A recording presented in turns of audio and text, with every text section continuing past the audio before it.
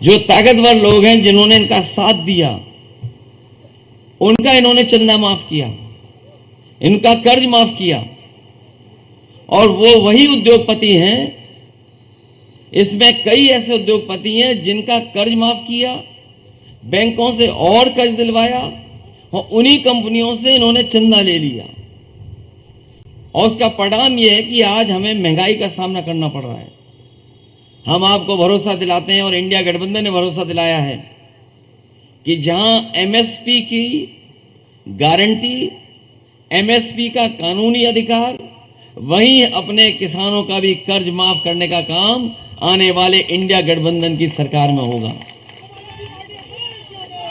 यहां जो कर्ज लेने वाले भी किसान हमारे आसपास होंगे, वो बहुत बड़ा कर्ज नहीं होगा उन पे बैंकों का, लेकिन बीजेपी के लोगों ने उन्हीं का कर्ज माफ किया जिन्होंने 5 करोड़ से ऊपर का कर्ज लिया।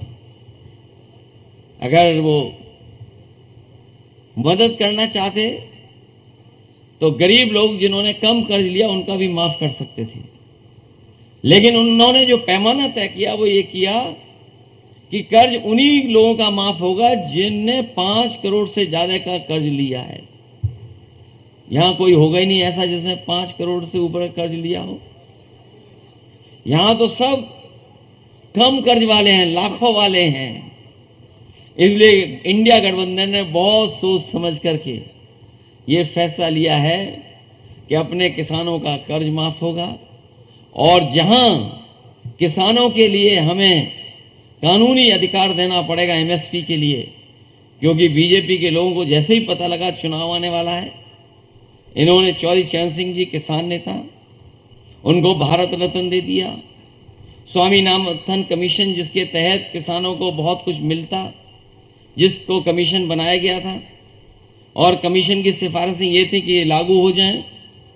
अगर वो लागू हो जाएंगी तो हमारा किसान खुशहाल हो जाएगा, लेकिन इस सरकार ने कभी लागू नहीं होने दिया और जानबूझ करके चुनाव से पहले उन्हें भी भारत रत्न दे दिया, केवल इसलिए कि किसानों को गुमराह कर सकें, किसानों से कुछ वोट ले सकें।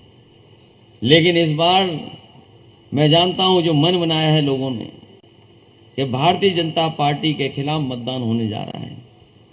और न केवल यहां बल्कि जहां से भी खबरें मिल रही हैं, सब जगह भारतीय जनता पार्टी के खिलाफ और इंडिया गठबंधन के पक्ष में वोट डलने जा रहा है, सब के सब इकट्ठे होकर के।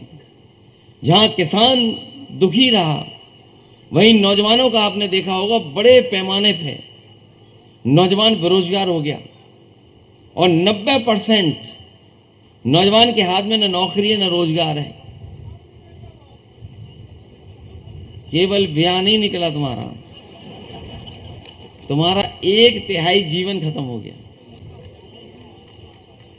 ये तो ब्याह तो अलग बात है, नौकरी मिल जाएगी तो ब्याह भी हो जाएगा।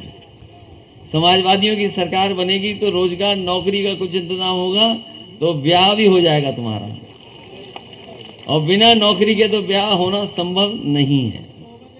तो सोचिए आप, केवल ब्याह और शादी का सवाल नहीं है।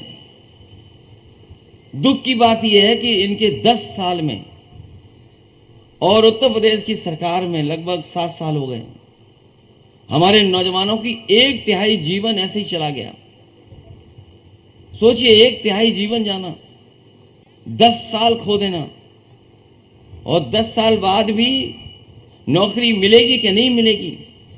और जिस तरीके से पेपर लीक हुए, हमें याद है जब 2017 का चुनाव था, यही बीजेपी के